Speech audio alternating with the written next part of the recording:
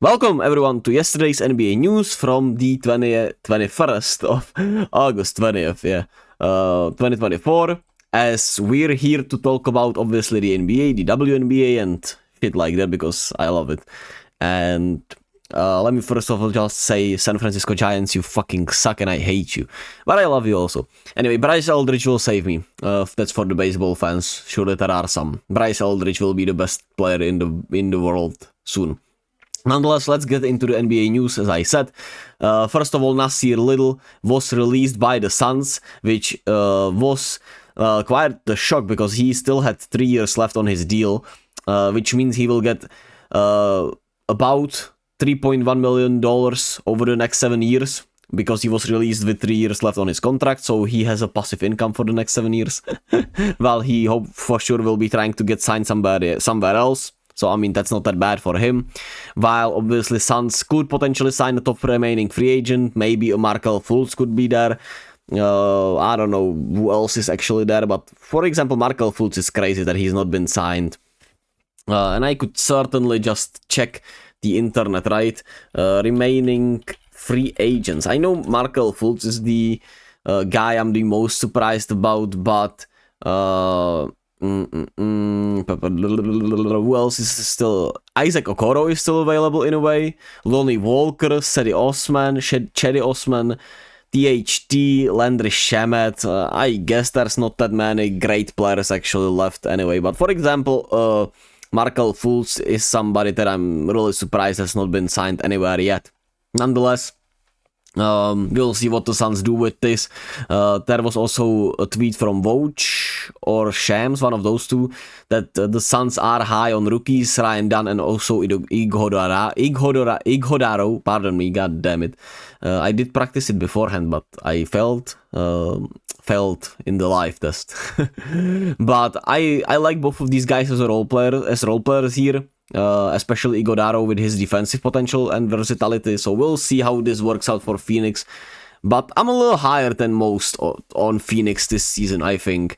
We'll see obviously how Bradley Beal will fare, and if they can stay healthy. That's the biggest thing at the end of the day. But I do like the moves they've made, and I think Book and KD have such a great vibe coming off from the Olympics. I think this Suns team could be not a surprise in a way, but I think they could be a top tier conference this season. But we'll see. I do still think the Thunder are my favorites to win the title, so there's that. While the best news of the day, Steph and Braun show love on IG, which it's hilarious that I just have love there. Hashtag inclusivity. Which obviously it would be quite the story actually. I'm gonna write some fan fiction about it. Pardon me. Anyway, so Steph removed also that he's a Warriors guard from his IG for Olympic gold medalist, which probably is just for now until the season starts. But we'll see. Maybe it is all setting up for Steph to be traded to the Lakers. God knows, and God knows I would fucking hate that shit. But we'll see. We'll see. I mean, I think Steph and the Warriors can surprise this season, surely. Nonetheless, that's it for news, because, I mean, I made yesterday news essentially late, and there is not much happening nonetheless in the NBA world, but in the WNBA world, there is a lot happening. The trade deadline is over, obviously, but there rarely anything happens there because of the rules. But Gabby Williams is back with the Seattle Storm. She will probably debut on August 26th, which is awesome. Gabby Williams should help Seattle, who is off to a rocky start after the break, and she obviously had one hell of an Olympic performance, and I think she'll be such a great addition for the Storm. While the Mystics got Zach Seddon and a third rounder, while the Mercury got rights to Clara Lindquist in this trade, which was the only trade I'm pretty sure of the trade deadline. As for today's news, Tina Charles becomes the second leading scorer in WNBA history, which is fucking awesome. Congrats and shout out to her.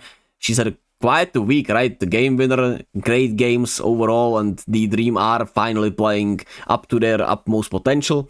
And it's also cool that she did this while playing against, obviously, the leading scorer, Diana Taurasi. So that's fucking awesome. But the headliner of the day was the Minnesota Lynx beating Las Vegas Aces in Las Vegas 98-87.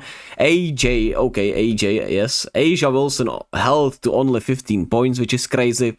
And while Jackie Young was sensational, the Lynx, I thought did really well, stacking the paint and really making AJ uncomfortable in her spots, while also rotating really well to the 3-point line. The Lynx also, I thought, used mismatches really well against the smaller guards like Kelsey Plum, like Jackie Young. I thought they used that really well, and they obviously were hitting 3-pointers. They were like 11 of 19 from the 3-point line, so a really good team ball from Minnesota and great shooting tonight. And Courtney Williams had a great game. That mid-range, man, that mid-range was goddamn lethal. I want my mid-range like that, because, I mean, I'm a mid-range guy, so, hey man, nothing I like more than a great mid-range in a way. But good win for the Lynx. They're obviously back to winning ways after the break, healthier. They'll be looking to obviously fight for the title this season, which is awesome and will be fun. And Afisa Collier still could fight for that MVP with Aja Wilson. We'll see. It feels still like a foregone conclusion that Aja Wilson will get that MVP, but maybe things could get shaken up in this last month of the season or so. While the Dream beat the Mercury, like I said, Tina Charles, we talked about that, they win 72-63, and this Dream team looks really good when they're healthy, so that's awesome. And it's intriguing that also the Mercury are in a weird spot, but I think they still could be dangerous if they get things together, but we'll see. As for the thing I wanted to look at yesterday is the ESPN 2024 NBA predictions for the awards, which I should 2024 NBA awards prediction, that's the better way to word it. And let's talk about it quickly. I won't be showing the article. I have written down their picks from the experts of ESPN, and I'll talk about the other guys, so you're just gonna have to listen to me. So for MVP, the pick is Luka Doncic, which, I mean, it makes sense. He's been touted to win the league MVP for so long, and it really feels like he should get one soon. With Clay joining, the time coming off an NBA title, if they're healthy, I think they should be atop of the conference, right? Somewhere in the top 4 spots, which is what you really need. And I mean, you expect one of those times for this Mavericks team to go, crazy and win the conference title. I mean, I obviously mean just win the conference because they won the conference title last year. So we'll see, but I mean, Luka is the obvious choice with 61 points. He had 48% of the first place votes. Then it's Jokic and Shea, second and third with 40 points and 37 points respectively. Anthony Edwards, Giannis, Joel Embiid, Tatum, AD, Ja Morant, and KD also got votes. I think that is some disrespect towards Paolo Banchero. I think if the Magic improve upon what they did last year, which, I mean, they should, and Paolo, should improve, I think there is there is a chance that these Magic could be fighting for a top spot in the conference, and Paolo could be having some incredible numbers, and there's no reason for him to not be at least somewhere in there, even though I guess it makes sense to have AD, KD here if, the Suns or the Lakers are great. Obviously Tatum, because obviously he should be playing with the utmost confidence, and they probably will be the best team in the league again with the way they operate. And Ja Morant, obviously, for a bounce-back season and the way he impacts this Grizzlies team, he for sure is a good pick, but I would have liked to see an honorable mention for Paolo. Maybe even Steph, if the Warriors actually, even if they don't make some moves, if they are somehow this roster just takes off, and Kuminga is great, Moody is great, the additions are great, and Steph plays at his best level, maybe he could sneak in there. But I mean, Luka is the perfect pick. Then I would also say Shea is a good pick. Jokic, I don't think he'll get another one, even though I mean, maybe if the Nuggets are the number 1 seed, right? Even with losing KCP, it would make sense, but we'll see how the Nuggets do this season.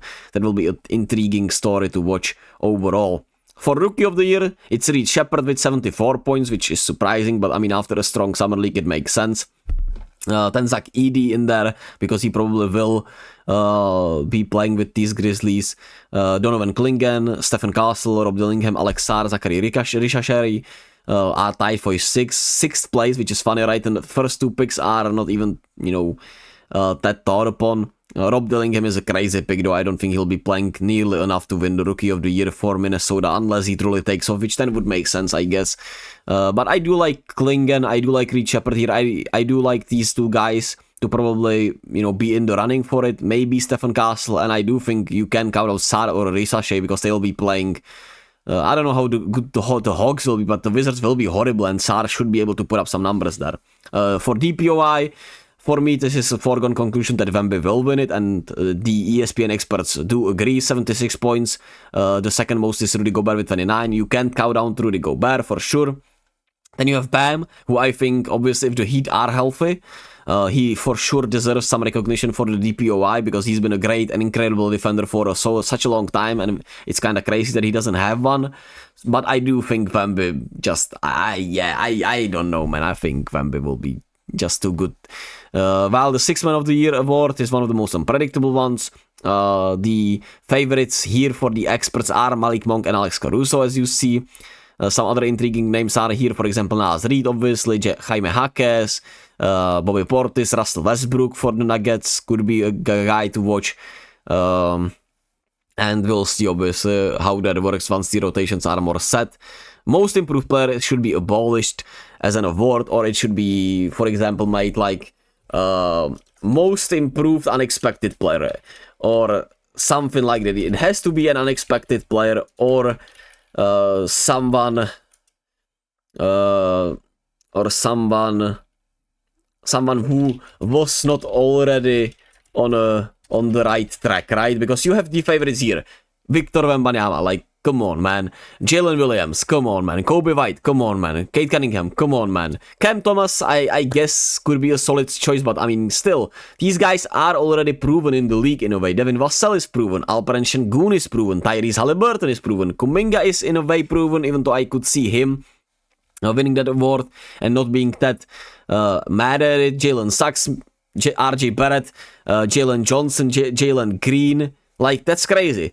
Christian Brown is one of the guys receiving votes, apparently, and I think that's a perfect example, right? If Christian Brown takes off for KCP and just improves upon everything and is great in his role, and averages, his averages all go, up really well, that's a guy I could see as a good pick. But all of these other guys, it feels fucking crazy for MIP, even though in some cases it fits the category because they will be really improved, but they're already great or good, right? Wemby is great, Jalen Williams is great, Kobe White is really good, Kate Cunningham is really good. All of these guys are already really good or good players or great players, and it feels crazy to give them the MIP award. It feels like it's losing its majesty, which is why it should be like a MIUP, the unexpected, or somebody who's not already on the right track. But we'll see. And Coach of the Year is the last award. Tom Thibodeau, it has the most votes. Then it's Mark Daigneault, Joe Mazzulla, Greg Popovich, Kenny Atkinson, Nick Nurse, Taylor Jenkins. I mean, there are so many guys receiving votes. Thibodeau, I mean, I don't know, man. I don't feel like he'll win again. I would like to see Mark Daigneault get the for the Thunder, because they are my pick for the title. Maybe Jason Kidd with the Mavericks, because I think they could be top of the conference, but at the same time, I guess, who knows? Mike Budenholzer is also a sneaky pick for me. Jamal Mosley could be a sneaky pick. He is here with 10 at the 10th place with 8 votes, so we'll see. But that's it for ESPN's awards prediction. I'm gonna go eat my spaghetti, and I'm back tomorrow with some other shit, as always. Be kind to yourself and to others. We got WNBA obviously going on tonight with Liberty against the Wings, so if you want to watch some good ball, go watch that. Obviously, that is also the qualification for women's goddamn World Championship. That's the word I was looking for. These are the pre-qualifications, which my Czech Republic is in there, and if they beat Venezuela today, they will be atop of their group, which is fucking awesome, and I'm excited about that. Let's go, Czechies. Anyway, thank you all for listening. Be kind to yourselves and others. As always, be gentle with yourselves, and I'll catch you all whenever, wherever.